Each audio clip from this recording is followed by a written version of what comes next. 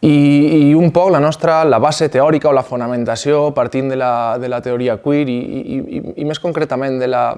performativitat de gènere, que no són el mateix, però podria ser com una vessant o una aproximació. Entenem que al final els estereotips són una construcció social que determinen la identitat de sexe i que d'alguna manera aquests estereotips se construïssin socialment i que, com dèiem abans, l'educació física, diguem,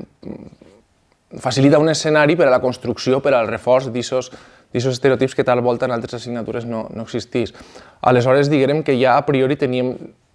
la intuïció de que si el problema està o té una arrel social en la construcció d'uns estereotips i l'educació física té una forta càrrega o facilita molt la interacció social, doncs probablement sabíem que seria una assignatura en la que s'estaria reforçant, probablement, o que almenys existia aquesta possibilitat d'aquests estereotips, diguem, hegemònics, heteronormatius, que moltes voltes fan que no tot el món pugui encaixar i moltes voltes que se senten discriminats i baix d'aquesta pressió social.